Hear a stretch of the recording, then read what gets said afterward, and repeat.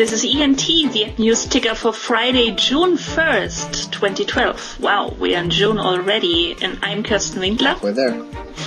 And I'm Christopher Dawson. So today in tech and startup news, educational app maker Mindshapes picks up a $4 million round of financing. Mindshapes, a UK-based developer of interactive learning apps, raised a $4 million round led by Index Ventures, with Richmond Park partners and existing investors also participating.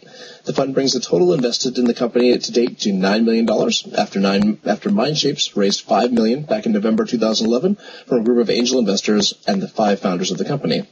Earlier in the month, it launched a flagship app, Magic Town, a highly visual app that incorporates content licensed from Hachette Group, Simon & Schuster, and Penguin Group, among others, into e-learning tasks.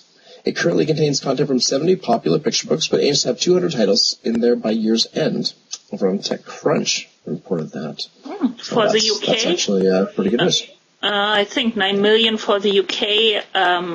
That's pretty big. I don't know. Yeah, things are hot over here in the States, but not as much there.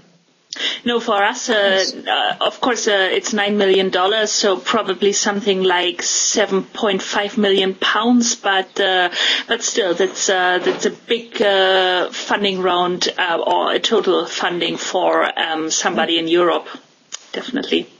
And more news from the UK, actually, but of course also maybe important for our international audience. Skype and the Education Foundation partner to launch the Learning Lab. And as Skype's president Tony Bates wrote on the company's blog, our partnership was solidified this week with the launch of a state-of-the-art, technology-rich professional development center for education professionals and leaders in the heart of London, the Learning Lab. It will be used as a testing ground for new approaches to the curriculum, technology, and the world of work. The space can also be used as an event and showcasing area for education organizations, policymakers, and businesses across the UK. So maybe more tech-savvy teachers. Yeah, and Skype is used very widely with teachers. So, I've got certain biases about synchronous tools, but I gotta say it's good to see them exploring this, and hopefully that's some of the good coming from Microsoft's influence there. Definitely back with some new cash probably to make this installment of really something of this lab in the real world, or combining real and virtual Skype experience. Absolutely. Cool. So from Inside Higher Ed, we have a story about Inkling. Inkling finally brings its interactive textbooks to the web. The interactive ebook publisher Inkling has finally released an HTML5 version of its app, meaning that its 150 titles are now available on both the iPad and the web. HTML5 has reached a point of power and stability, and the new Inkling web app has all the features of the very slick iPad app, but with no Flash and no Java and no plugins, just HTML, CSS, and JavaScript. McInnes says proudly, the spokesman for the company, that it may be the most sophisticated HTML5 app ever written. And, he's the founder of the company, so he must say something like that. But it's pretty cool. HTML5, though, it is growing at an incredible rate, and certainly with Adobe now pushing out their Edge preview, and I think we're going to see some very cool things happening with that. And as they really focus on this highly individualized experience of really also deconstructing every textbook before rebuilding it. 150 titles may not sound the most convincing compared with No, for example, but it's a completely different approach. So it is, and I like their approach. I think it's interesting, like it too. and there's plenty of room in the space for our competitors, no doubt about that.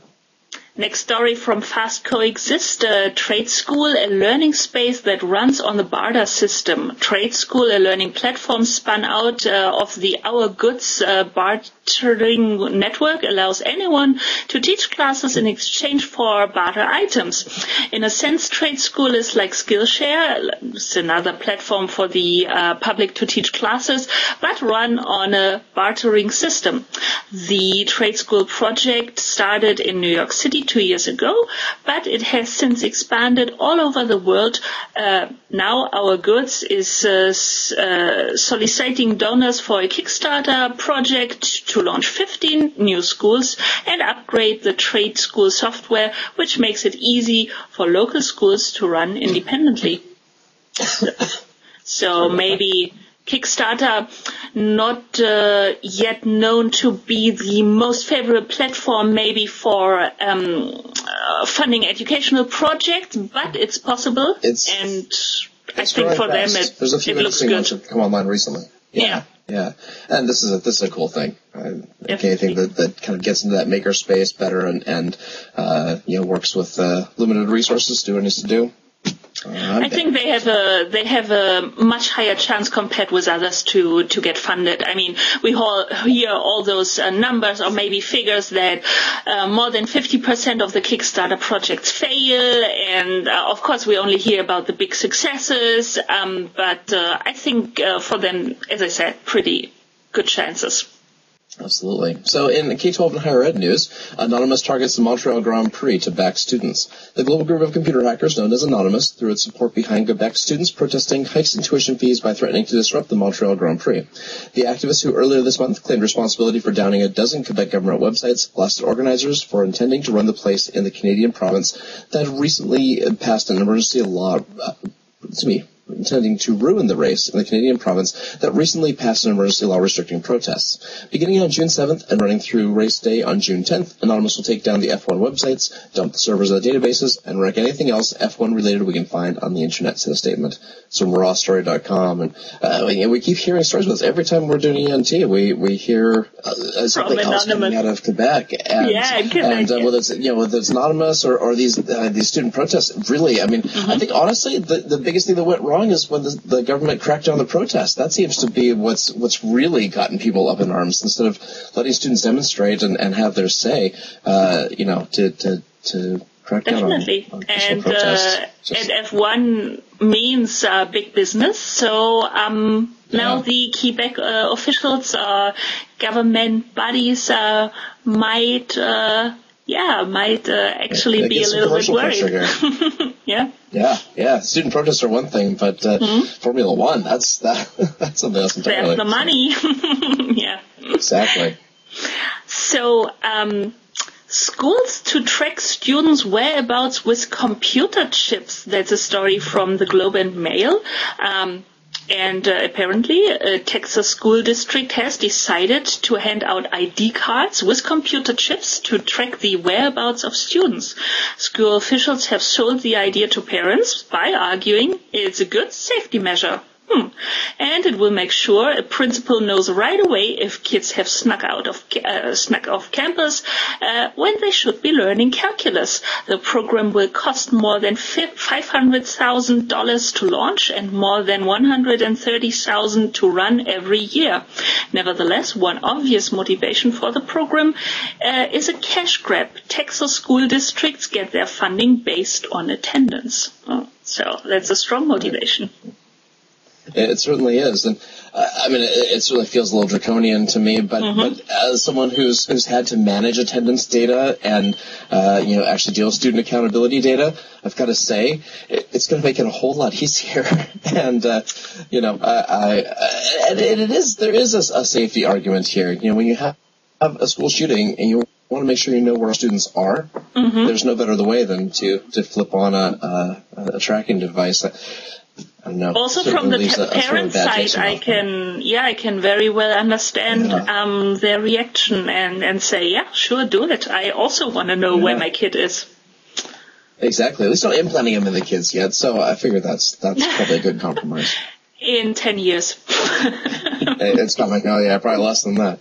Well, student loan debt continues to rise. Don't we all know it? Even as Americans whittle down other forms of debt, students continue to pile on loans to pay for college and graduate school. Total student debt rose more than 3% to $904 billion in the first quarter, continuing a trend to which outstanding loans have surged by $663 billion since 2003, according to a report from the Federal Reserve Bank of New York. LA Times is running that story along with a few other outlets. And wow, that's coming close to $1 trillion in student loan debt. I cannot even imagine these amounts anymore, but No. And it's funny money too, because it's all deferred. You're not paying it back until after school, so you can spend computers and you can cover expenses and your meal plans and everything can go onto there. And it's really, it kind of encourages students, I think, to not worry about it until it comes due. And all of a sudden, here we are thinking a lot more about austerity than we ever have before post 2008. And boy, now it's starting to get a little bit concerning. I know I'm worried. A little bit. Five kids to go, right? So exactly. Yeah, I've got number 2 graduating from high school this weekend. I heard that. So congratulations. Yes. Oh, thank you. Yeah, unfortunately he's starting out at community college for the first 2 years, so I can manage that cost. But actually here in Massachusetts, if you do well, then you can actually have tuition and fees reduced in a 4-year school, and you transfer credits. So a good deal kick there. His butt. Absolutely, yeah. Now it's for real. So. No, I'm sure he'll have enough motivation coming out of his own ambition. I think so. Yeah.